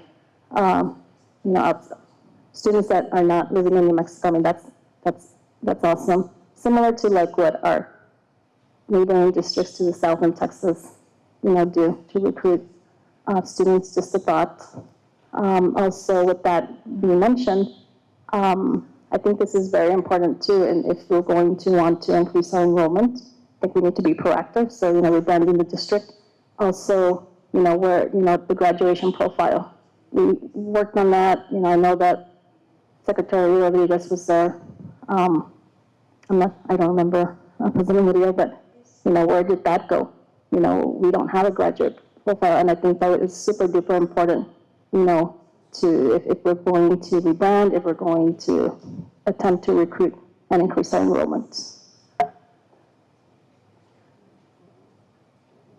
Board members, without a doubt, I think an effort to rebrand or I think at some level it's as simple as just share the good work that's occurring. I think that's always worthy. It probably works better if there's a unified effort and we're all kind of focused on the same thing. So if we were able to put together a plan of what each, maybe the board gives their input on what they think that might look like, our leadership team does the same, and we put together an action plan. I think it's a very easy thing. Well, I don't know easy, but it can be something that's easy to get on board with. I think that's a doable effort and worthy. And one of the biggest reasons is, I'm just curious, I don't know if we would be able to get these numbers, who knows, I don't know how we would even attain them. Is all the kids that, I can speak for my community, about 10 minutes away, you've got Harmony School, you've got IDEA, charter schools, and, I believe in charter schools, but, we're losing that to them too. So, in an effort to recruit back, our students that live in our communities but are attending Texas schools. And then I'll conclude with this, is I know one of the last bullets that you mentioned, actually not last, but the bullet number 3, where, consideration of financial incentives to employees to retire. That is awesome. I mean, that's good. But, I know we can't guarantee them a job back. And I know that you said if they're terrific, we'll take them back. I just really hope that if that's what we're saying, that the application process, the hiring process is done thoroughly, because some terrific people I've tried to come back and I've never been back. So, just food for thought. And I conclude my questions with that. Secretary Valerius, any questions? Yes, Vice President, thank you. Well, first of all, I just want to thank all the effort that is being put into this. There's a lot of thinking that needs to be done. So being proactive, I think, is going to really have the district in a good position later on. Right now, it might seem too much, and it is too much, right? It is a lot of work. And I think that it causes a lot of commotion, and like you said, it's also emotional, right? Thinking about some of the schools that have been there for a long time, but we do need to be realistic in knowing that it's, do we want people to have a job, or we'd rather just keep the building because of sentimental value? It's something that we need to consider and think about. Also, the factors, there's way too many factors in each area, right? And so I'm seeing that, one that you mentioned, the traffic flow, the enrollment, what Member Flores mentioned about looking at the leadership, the admin positions. I think those are important, but then again, we also have to think about if the enrollment decreases, it's something that's going to be out of our control, and the state could come and say, just as we were proactive with the other ones before the state makes a decision, right? So thinking about all those things, and yes, there might be some areas where we can pull some funding from, but there's still those factors that are going to be there regardless because of the enrollment. That's something that's almost out of the control of the district. I do like the rebranding. That would be great. But I would like to see how much of an impact would that cost. Maybe looking into what we currently have of the ones that are out of district, and the ones that are not from those that have moved to other schools that do belong, as an example, Berino, and they moved to, to Anthony. Looking at those numbers, I think will also give us some good information as for how much, if it's going to be way beneficial, or if it's still, looking at the numbers of the decrease, I think that's how many more students do we need in order to be sustain that building and with the staff. So my question, the only question that I do have is back to the financial incentive. That would be any position, correct? It's not just teachers?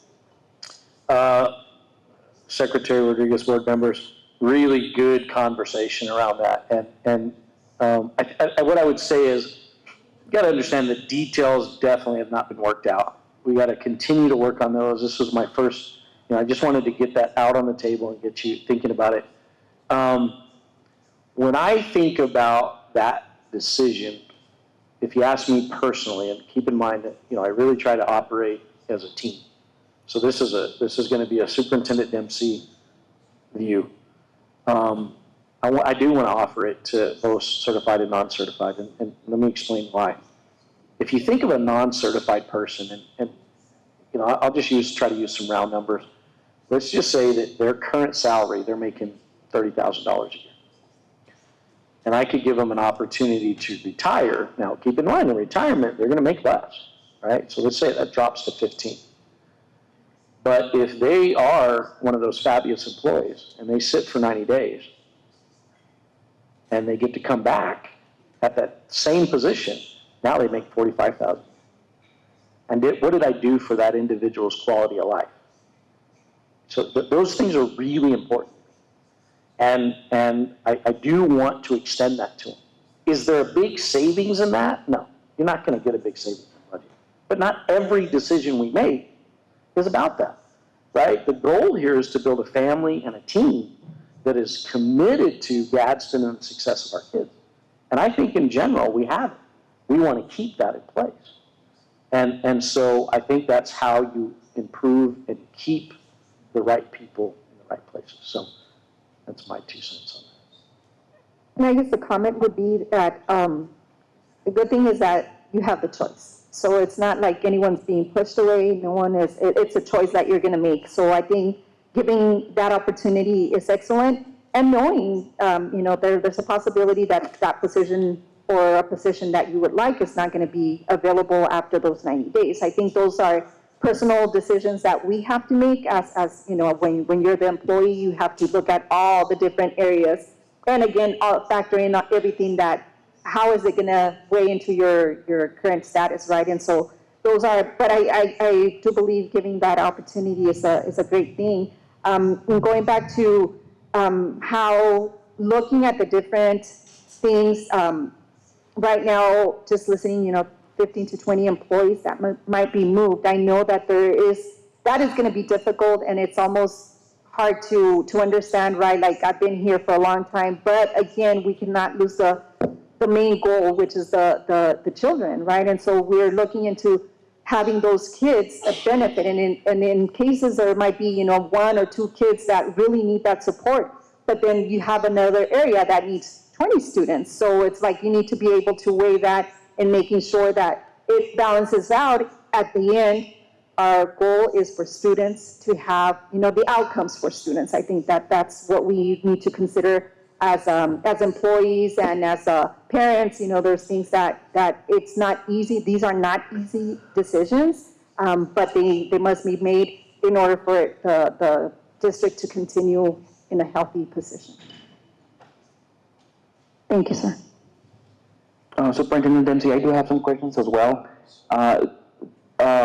One of the reasons that I decided to run is because people were upset when we closed Sunland Park.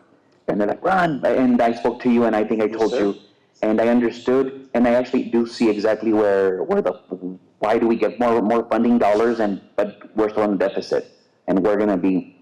So I do kind of side with you that something does need to be done, but have you considered, or maybe you can give us like a graph, let's say you have, and look, at the end of the day, we're gonna have to cut. That's the bottom line, right? But if we have a assistant principal that's getting paid $100,000, I mean, with that salary, we're able to go ahead and get 3 or 4 IAs. Have you done an analysis where are you getting more bang for your buck? I mean, simple. If I'm gonna go ahead and keep three employees for the same price, to be honest, I myself as a business owner, I'd rather to cut 2 and keep 10 than keep 2 and let go of 10. Does that make sense? Just because they're boots on the ground. Right. Does that make sense? Vice President Leader, absolutely. I see where you're at there. What I would, and we definitely can give you there's some really good information here to kind of look at. If you really look at overall admin expenses in your total budget, you're about maybe 10, 11%. Okay, so it's and that may be a little high. I don't know. We can put that together for you. In fact, that really, we could find that pretty quickly. The thing that gets really difficult, if I'm getting real, if it's about targeting and just numbers, the only people I want to retire would be level 3 teachers. Because there's so many of them, there's actually more level 2 teachers. It's the biggest chunk. But it is so counterintuitive to build a team to operate that way. We have to look at the whole thing. And if I were to say, I couldn't sit here and straight face and look at you and say, well, okay, let's just cut all APs in our schools.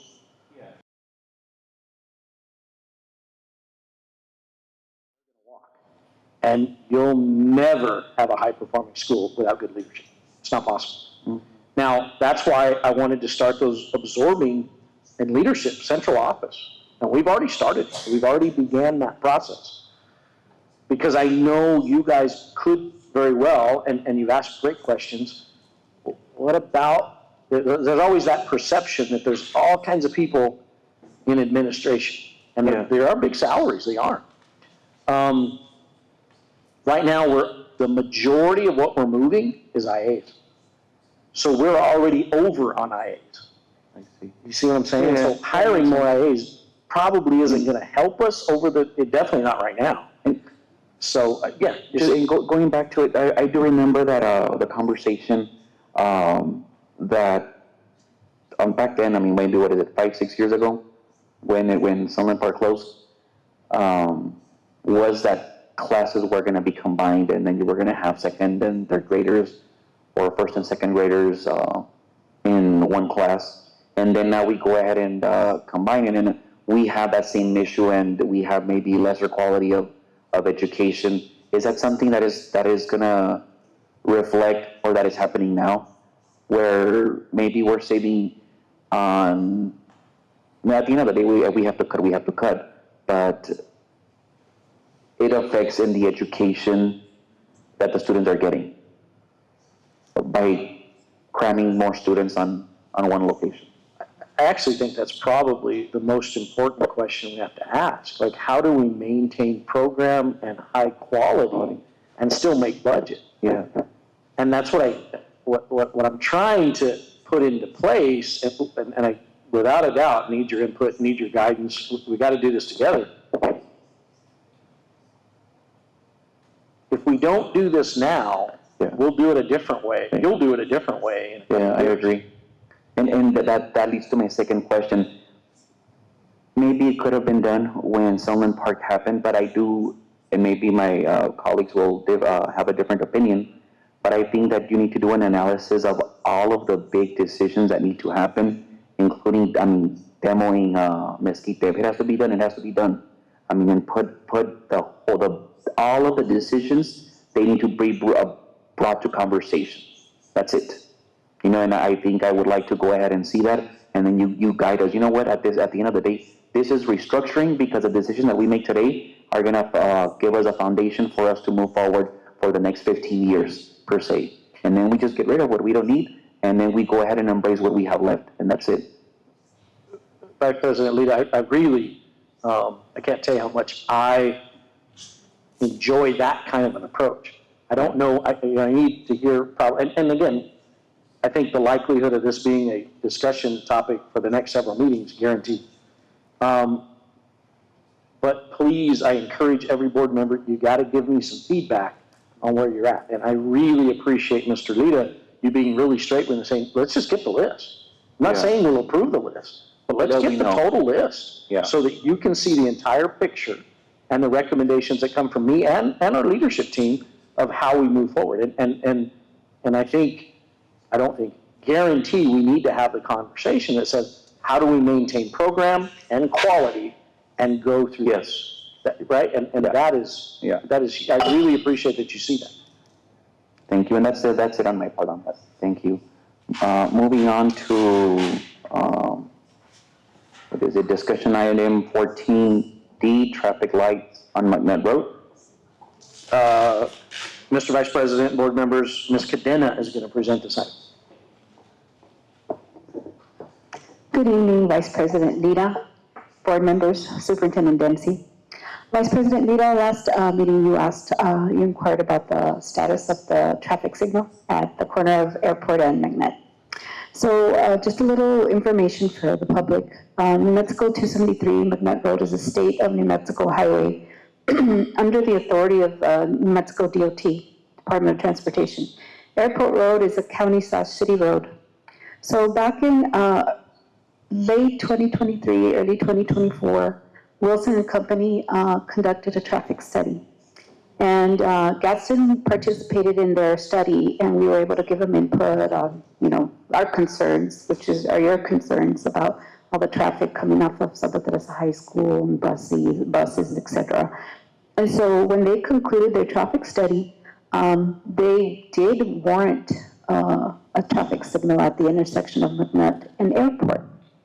So when I met with Sunland Park's, City of Sunland Park City Manager, Mr. Mario Juarez Infante, last week, we talked about several items that we'll be bringing to you, but one of them was the traffic light status, and he said that New Mexico DOT operations engineer in Santa Fe, even though the traffic study warranted that traffic signal, has not approved it. And he's thinking it's probably budgetary, financial. But he says he's going to meet with him, schedule a meeting with him soon.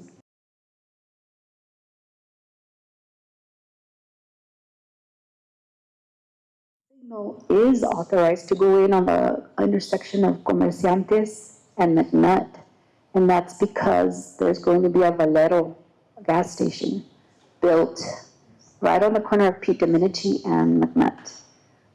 So in order, and I was concerned when I saw that on the development plan for Summon Park, because we have a lot of bus and school traffic from Santa Teresa Elementary coming out of Comerciantes and also Pete Dominici. But Mr. Juarez Infante assured me that that traffic signal has been approved at Comerciantes and McNutt. But that's pretty much the information. I will keep you informed if I hear anything different. Thank you. Thank you. Board member, any question?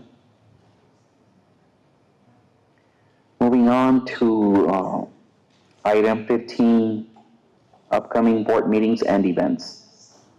We do have our special board meeting to adopt the final ETN resolution Tuesday, September 9th, 4:30 at the GAD. The regular next board meeting Tuesday, September 9th at 5 p.m. at the GAD. Deadline for items request Tuesday, September 2nd, 2025.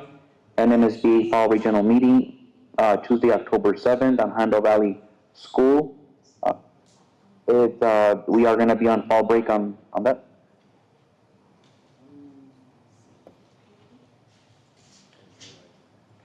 Yeah. Santa Teresa Charitable Foundation Golf Tournament, October 24th on Butterfield Trail. Audit Exit Conference, November 5th at 2 p.m. GAD, Mr. Lira and Ms. Guerrero. NMSBA Annual Convention, December 4th and through December 6th, Embassy Suites Hotel. NMSBA Board Member Institute, February 7th, 5 through the 7th, 2026 in Santa Fe, New Mexico. National School Board Association, April 10th through the 12th, that will be in San Antonio, Texas. NMSBA Spring Regional Meeting to be announced. NMSBA School Law Conference, June, to be announced in Albuquerque, New Mexico. And for item 16, board follow-up request of superintendent based on specific agenda items from this meeting. Okay, Mr. Lira and board members, let me try to get myself organized here. So we have a couple notes here regarding that special education stipend and some work we'll do towards that. And so if we can get Ms. Murillo and Ms. Flores kind of get what they have put together, get it to me, I'll start working on that. Also, opportunities for our special education students. I think there's some really healthy conversations to be had there. We'll continue in that pathway and with that. We had some specific items around budget, some allocations, some specific allocations. I think we have those noted, or we'll be able to note those, and Ms. Martinez will follow up with each of you. They're very specific items, and we want to make sure you get clarity around those. Analysis of school central office staff and that information, and then some of those questions around how the decisions around Berino get made and what that might look like. And so I've already started working on a framework for that, and that will definitely be a discussion item at our next regular board meeting. 17, adjourn. All those in favor?